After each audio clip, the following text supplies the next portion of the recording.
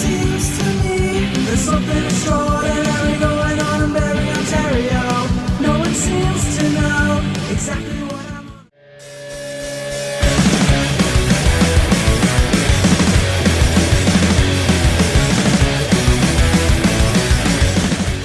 Welcome everybody to another episode of Team Bayfield. Support the scene. We got Dave and we got Tyler of Fox Run with our special guest co-host Wyatt Dennis from Inc. and LA Fitness, but mostly Inc.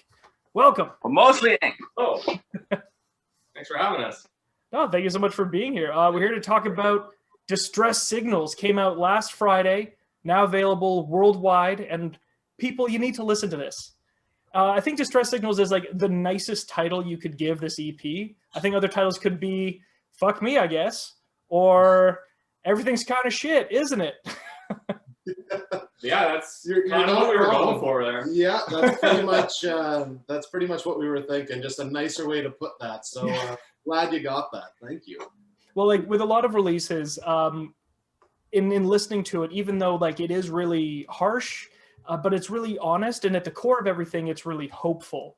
So I think that's why it really kind of stands out as a great release, because it's really easy to fall into the trap of, well, everything sucks and I kind of hate what's happening. But at the core of everything is, but it's going to get better, and it's sort of on me to do that, which is like a super empowering message. So like, I appreciate the fact that you're putting that into your music. Thank you.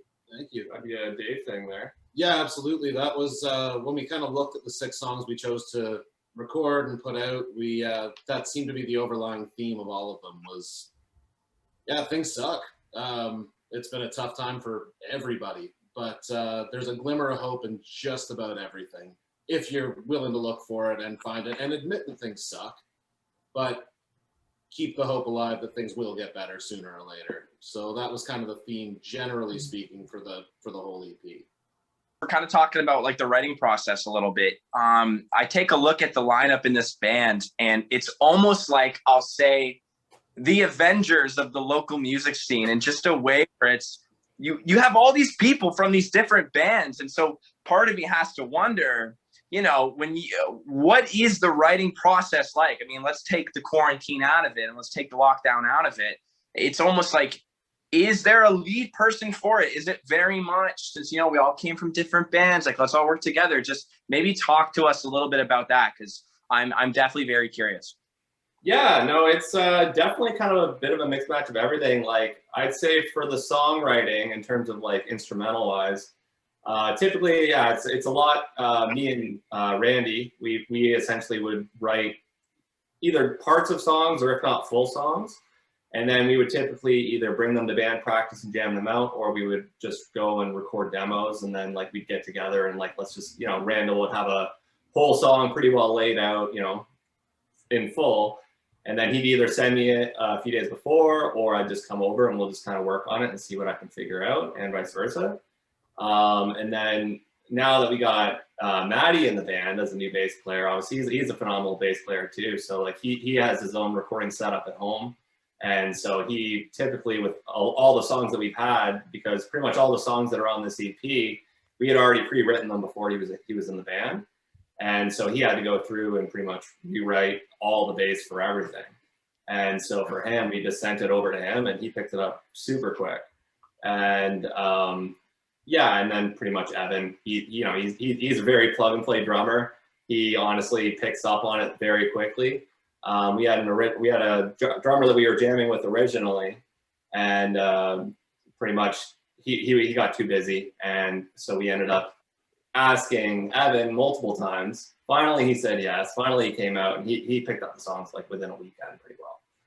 And then in terms of Dave, like, Yeah, I mean, I came in second just before Maddie. So when I came into the band, there were 6 or 7 songs, completely instrumentally done. This is my first time being a lead vocalist of anything. My only real experience of being a vocalist was in a Blink cover set. So I was still figuring out my voice, still figuring out what I wanted to do with it. Can I sing? Can I scream? Can I yell? Whatever the heck it is. So having these finished demos and being like, okay, you're the last ingredient, it was a little bit of pressure for sure, but it was both easier and more challenging because I was able to have these bones that I could be like, okay, verse, chorus, verse, I can figure this out. But it was also, I mean, the way these guys were writing was so different than what I had been listening to and what I'd been used to. It was kind of all over the place.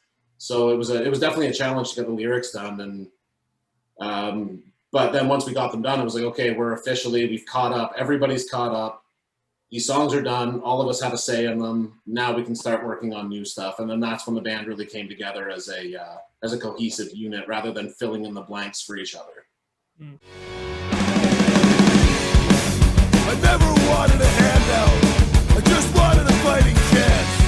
I never wanted to change your mind. I just wanted to understand. How can you do those things you do? I look back at all the lyrics. Yeah, every song was mostly things are bad.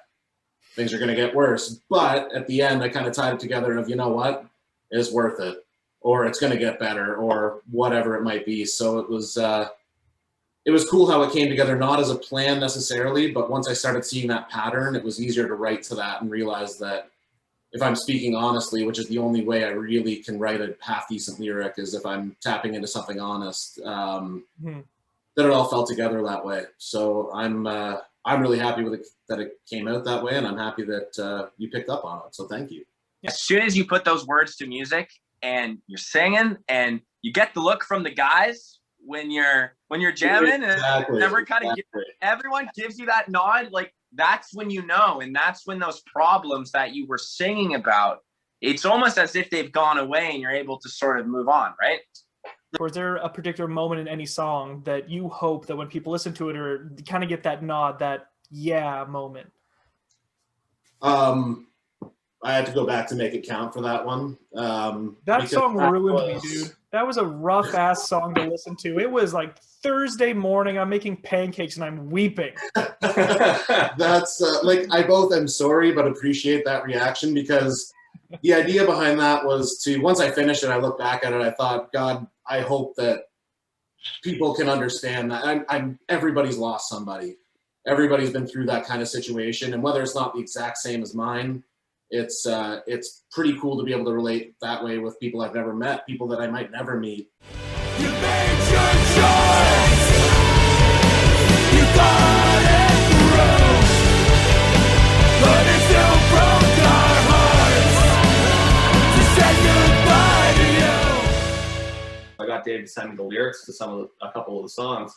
I remember listening back to these really shitty demos on my phone and reading through the lyrics, and I was just like, holy shit, these are like very good, very personal stuff. Like it's great, and it suited the music very well. So there's been quite a few times where we'll be jamming and like something like that will happen where we're just like, holy shit, yeah, that's it. I'd say, like, for anybody who gets to listen to the EP, don't skip any tracks. When you listen to it all from top to bottom. And when you get to make it count, the one that stood out the most, I think this is when, like, pajamas, pancakes, now I'm starting to tear up. It's on make time for your family, you'll never be alone, find someone you love and never let them go. I only have one life to live and your words are with me now. It may not be perfect, but I'm going to make it count. Fuck you. Thanks, man. Yeah, just about every time I write lyrics, I get pretty self-conscious. I sometimes don't even want to show them to the guys because I get kind of in my own head about it. I knew I had a decent line on that one. I knew that was going to strike a chord with somebody, or hopefully more than just one somebody. Yeah, thank you. It's such a powerful message to it, and I love the way that the 1,000 welcomes. It like the ending to it. It almost has this.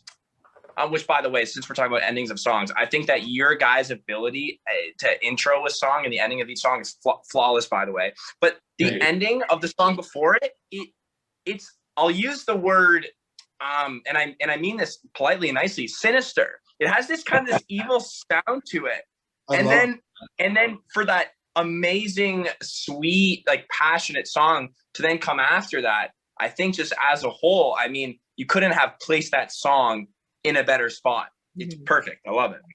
Thank you. Yeah, I agree. I mean, that was the intention with the sort of long feedback, which as a single, as we released it as, could be a little jarring for people to have that much feedback. But like you said, Richard, if you listen to the EP front to back, it really adds to sort of the sinister's a great way to put it. I never thought of it that way, but you're going from 100,000 Welcomes is arguably the goofiest song on the record. I mean, it's silly. I think that's the first song I wrote for the band. We just come back from Iceland and we were really pissed off about not seeing the Northern Lights. There's no fucking subtext to that song at all. All that I want is to see the Northern Lights. I swear I'll chase them every fucking night. Not even sure where to go. Just it was a silly little quick jam to kind of get out that stupid emotion, and so to lead, it was kind of a strategic thing to place that song right before easily the most serious and heartfelt song on the record. So I like that transition. I think it works well. So thank you. I just want to fangirl for a sec. Yo, I love Blank Stares. That one's my favorite. Those I those knew you were gonna love Blank Stares. I knew that was gonna be your song.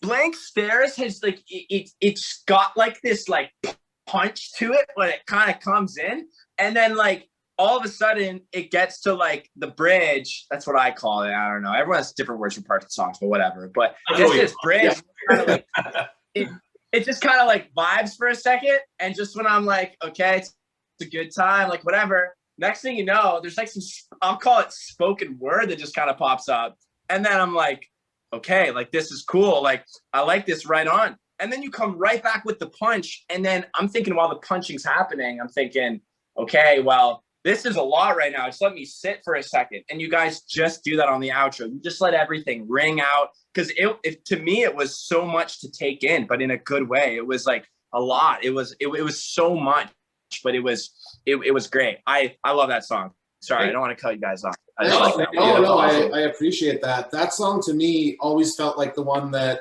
some people are going to have the same reaction you did, and some people it just wouldn't be for them. It's a little bit different. I don't even know how to describe the way it's different. It's more like minor, like it's got the spoken word part darker in a sense. Yeah, a little bit darker. It's a little more blunt. Some of the lyrics are definitely a little less poetic than some of the other stuff I try to write. It's just very matter of fact. I was having a time at work and I needed to get that out one way or another. That's pretty much the vein of that song. But that was one that we had a really hard time as a band writing, period. Like getting the lyrics to, even kind of getting behind. And then one day I kind of came with the lyrics and that idea, and it just all sort of clicked. So I'm really happy you had that reaction to it, because I was honestly not positive what people would think. Before we say goodbye, we like to ask our special guests this every single time. Are there any local bands that you want to shout out that we should be listening to right now? Yeah, honestly, I'd say, so I live with a couple of guys in Latchkey. They've got a bunch of stuff coming up right now. They've got a couple of recordings that are in the works right now. Don't know when they're going to be releasing it, but keep an eye out for that. I know Indian Handcrafts, they're also putting out a new album sometime soon, so keep an eye out for that. Maddie's other band, the High Dives, they're one of my favorite bands in Barrie. They always consistently, their live energy is incredible. And then, there's obviously like a bunch of other local bands. You got Flight 97, Play Fight, 30 going on 13. There's a lot of really good bands out there that I would really recommend you checking out. And they've all really, they really push our stuff, and they really kind of share it out there, and we really appreciate it. And we'd like to do the same for them. So absolutely. If you're listening, thanks guys. Appreciate all this. As the credits roll, we're going to play one song off the EP. What song do you want us to play? Okay. I think I got to go with Self-Help.